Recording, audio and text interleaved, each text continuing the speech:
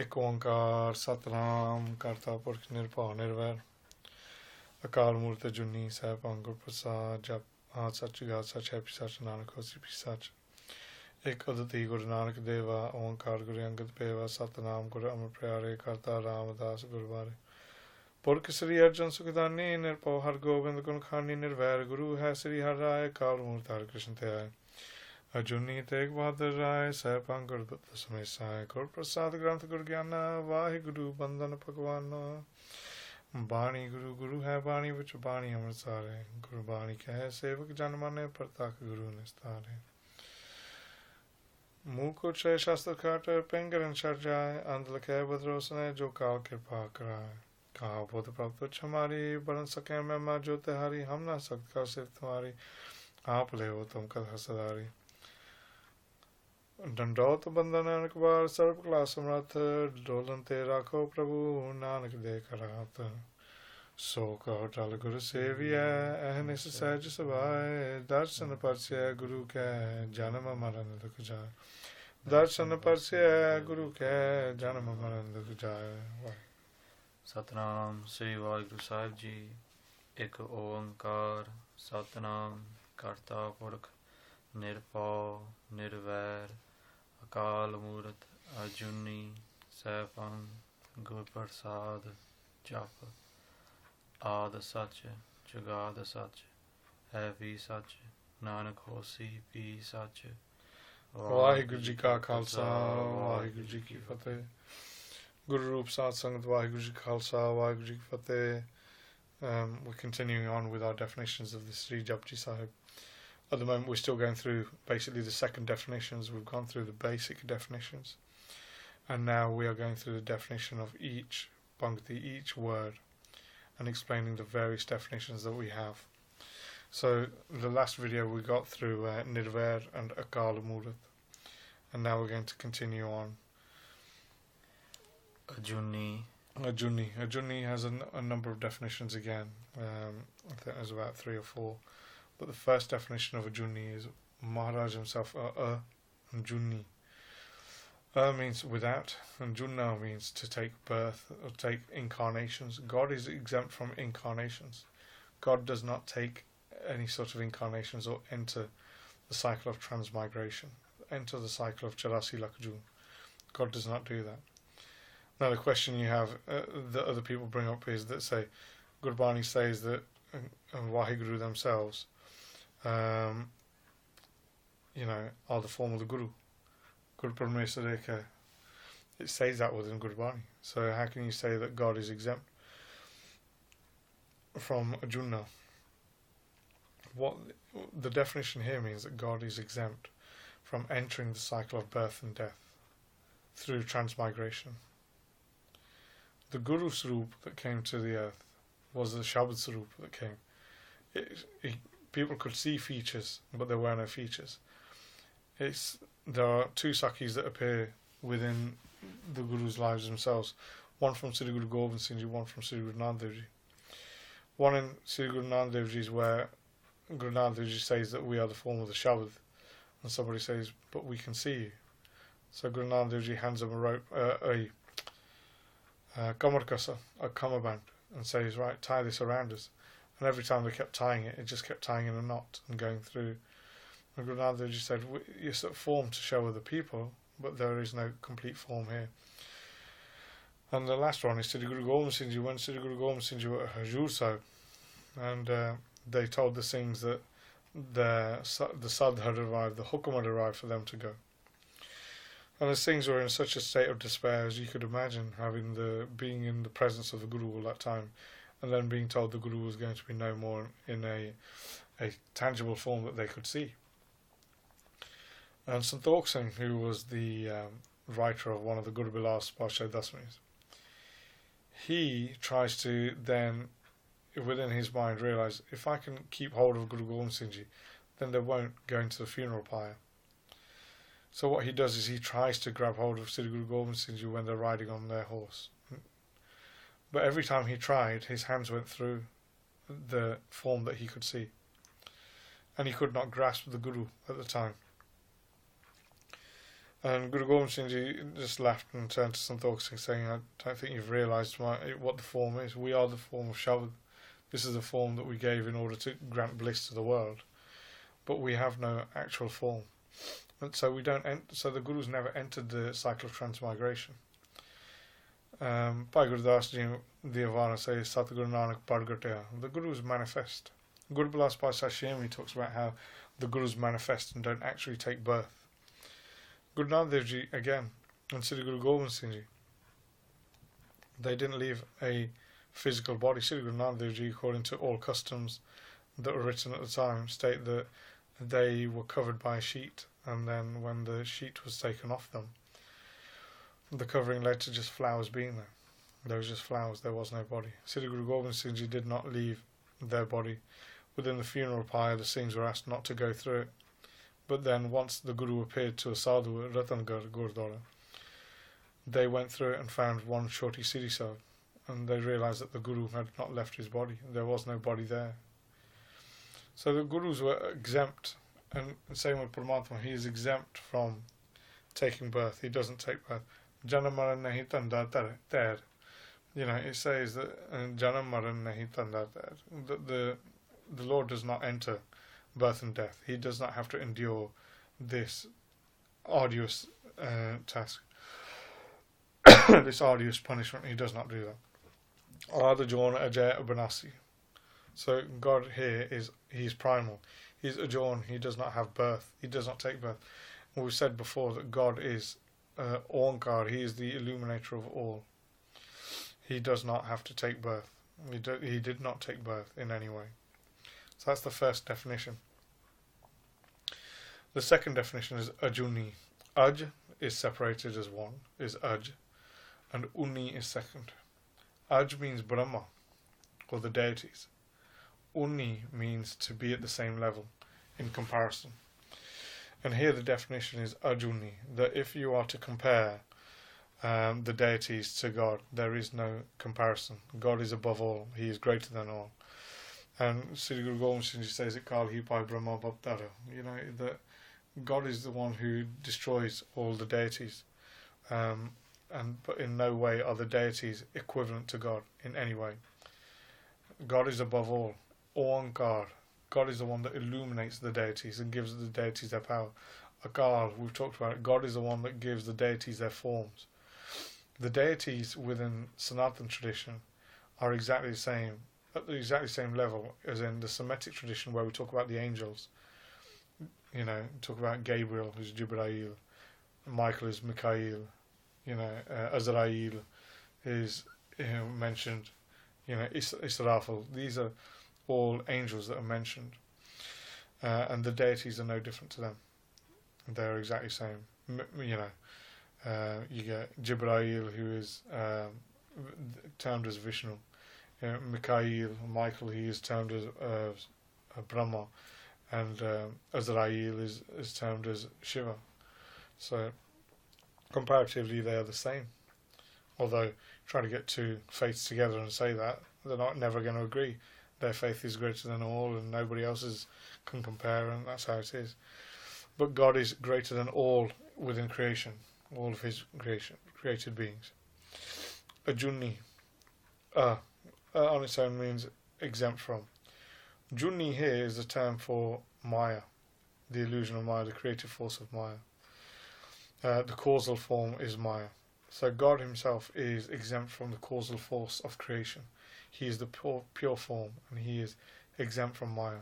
The Nirgun form of Brahm, Nirankar or Nirakar, he is exempt from Maya in every way. So that's the third definition. And the fourth definition here is, we talk again, God is exempt from the causal form. God is exempt from the causal. He himself is the causal form of everything else. That's what Ajuni is. Here means he is the great. Juni, he is the causal form. He causes all. So God is the one that causes all, but he is exempt, but he is the great causal form of the universe. And then the last term for Ajuni is Juni here means the births within creation. Means he is within. God himself is within all of his creation. As we've said before, we gave the comparison of a spider and Paramatma. The spider isn't within his creation. God is within every part of his creation and not exempt in any way. Those are the definitions of Ajuni. Saibhan. Saibhan, there are a number of definitions here. So the first definition of Saibhan is that God himself is self-illuminating. His form is self-illuminating. And he does not require illumination from other places. The second definition is God is the one that grants illumination to others. Ankar is one of those that says he illuminates all. But here what we're talking about is 6 different things that are said to be illuminating, self-illuminating. You have the moon, the sun, the stars, lightning, intellect. Those are 5. I'm trying to think of what the other one is, but there is another one. There is 6 in total. Maya is said to be illuminating as well. But these 6 are said to be illuminating, but they're not. These 6 are actually being illuminated by God. You know, the moon itself is not illuminated on its own. Science even shows that that is a reflective force of the sun's illumination that grants the illumination on the earth. And the reason why we have a new moon, the day when we don't see the moon and there's darkness, is due to the earth being within the way of the sun's rays hitting the moon, and because of that reason it does not illuminate. It is just a dark rock. It's an insentient rock. The stars themselves are exactly the same as the sun. The sun is the star for this solar system. It is illuminating, but again the illumination is coming from Paramatma. It's coming from God. Same with lightning. Same with your intellect. A person's intellect is being illuminated by God. Once a person dies, the soul is taken away, the illumination of the Atma is taken away. There is no human body or any body that's intellect is still working. So all these other things that are said to be illuminations or self-illuminating are actually being illuminated by Paramatma. Sabme Jota Jota hai soi tisde chandan sabme chandan hoy. You know, it says that God is the one illuminating all. He is illuminating within all. And they are not separate. So the next definition, the third definition of Saibhan. Se, it means for countless, and Bang means to destroy. God is the one who destroys all the countless beings, worlds, universes. He's the one that brings an end to the universe. He's the one that creates the universe. But here what it means is he is the one who destroys. He is the destroyer. So the third definition is Saibhan. The fourth definition is of Saibhan. Again, we have to split up the two letters. Se is he, and Bang means to illuminate. He is the illuminator. That is the definition, the fourth definition. Very basic, straightforward, very similar to Satya Prakash, that he is self-illuminated. This is he is the illuminator. So there are differences, like I said. Satya Prakash, Saibhan, first one is self-illuminating. He illuminates himself. And this one is he is the form of illumination. He illuminates.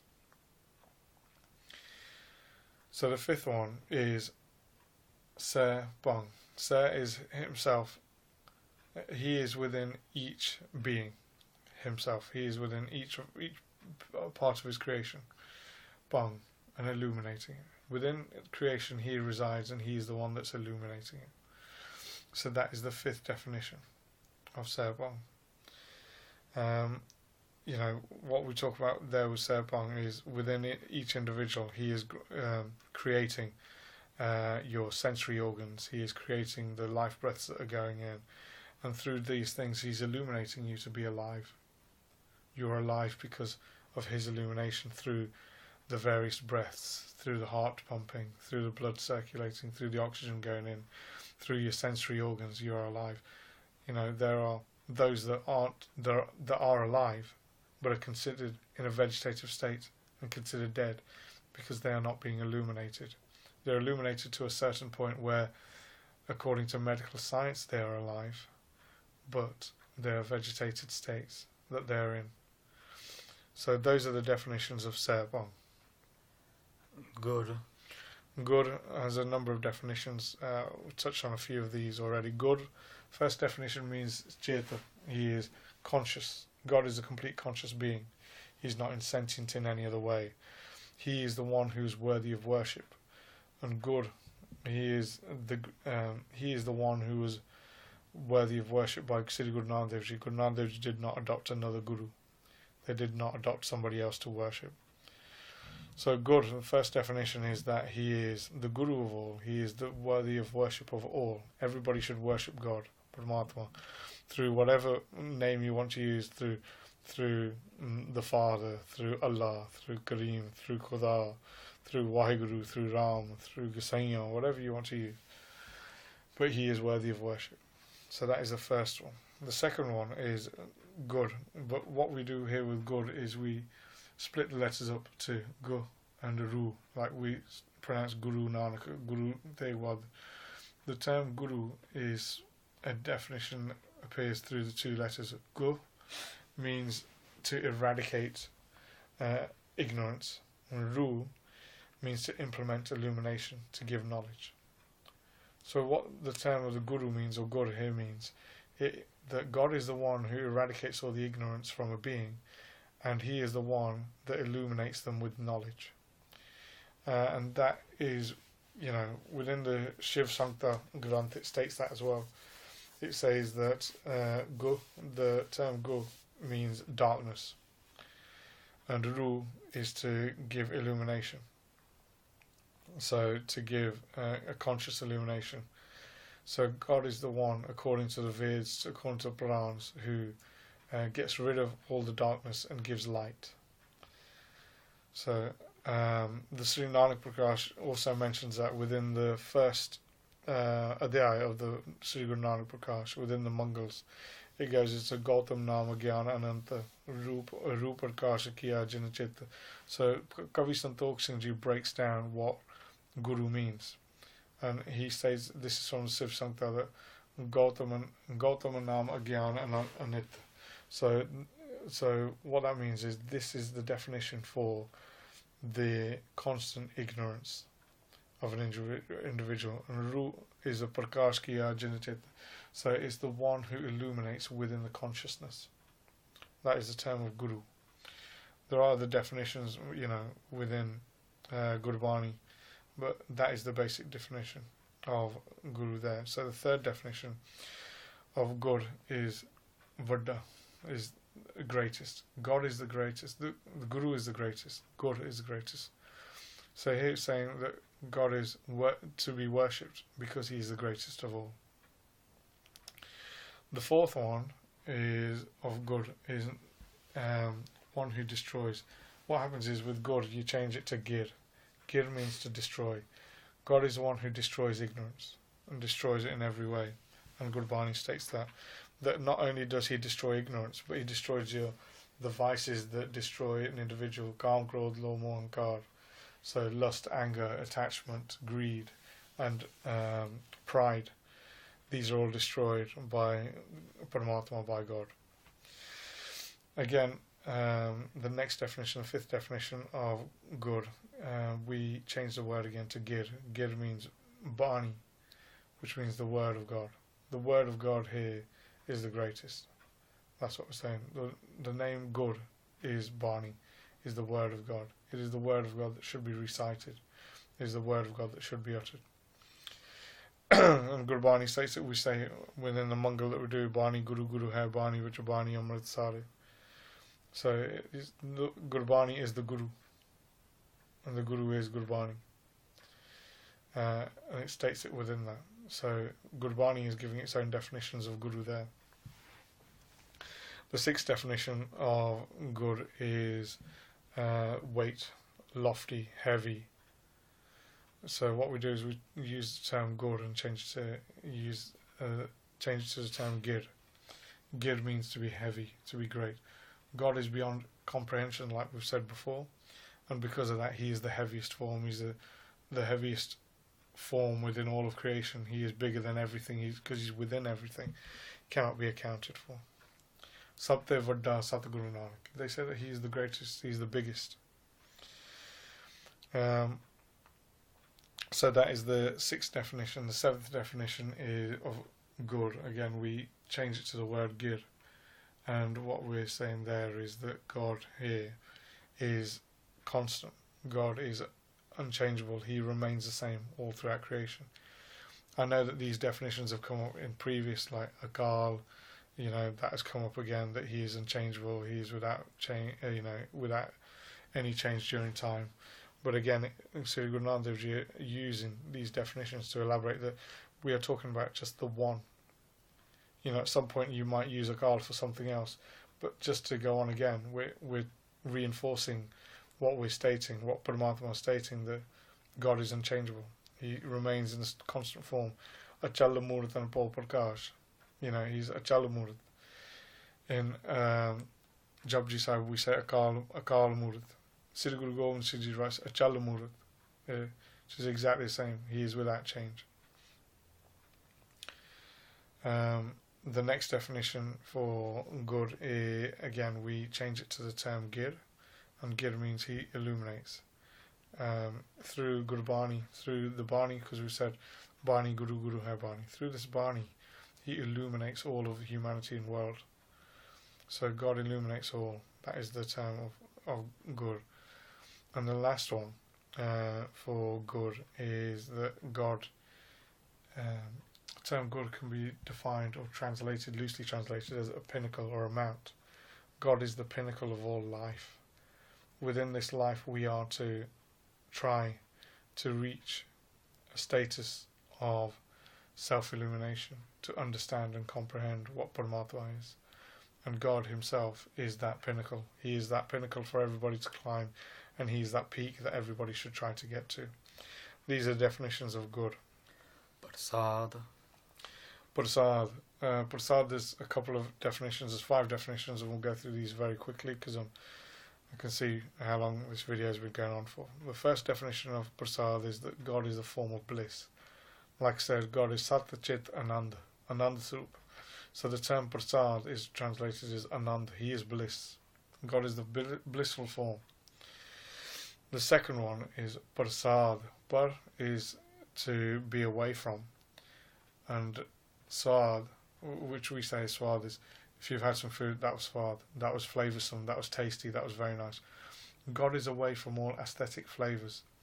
God is not somebody who wants to have constant flavours. You talk about the deities and Krishna with his constant wanted mukhan again and again and again. That just shows the difference between a deity and Paramatma. But God is exempt from these. God is not. If God has to take a manifested form on the earth, he's not eating because of the flavour or something he desires. So God is far from that. He's far from all flavours.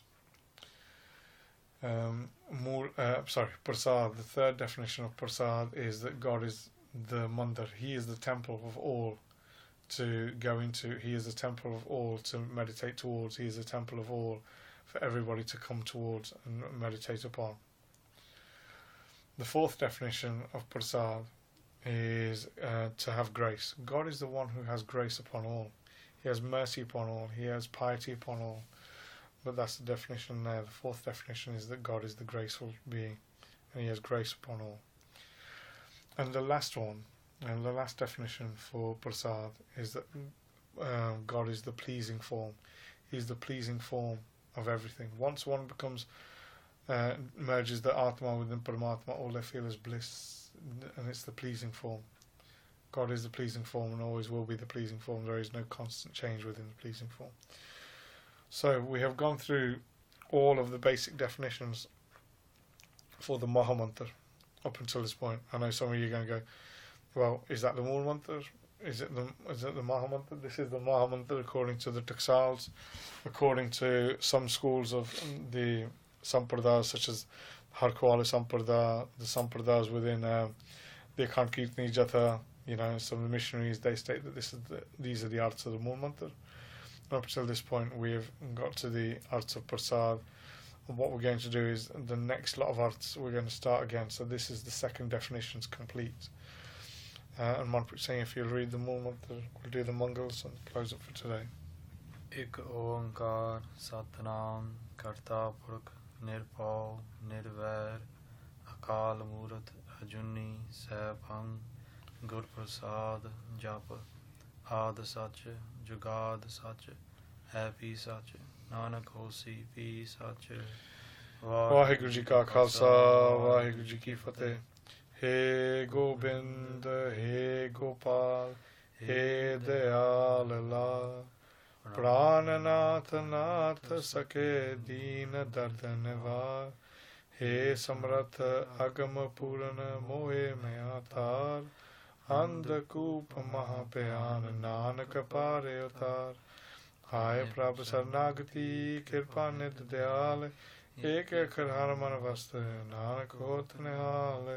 Waheguru नाम जहाज है चले सो तरे पार, जो शरदा कर सेवते गुरु पारे उतारन हार। जो शरदा कर सेवते गुरु पारे उतारन हार। वाहिगुरु जी का खालसा वाहिगुरु जी की फतेह।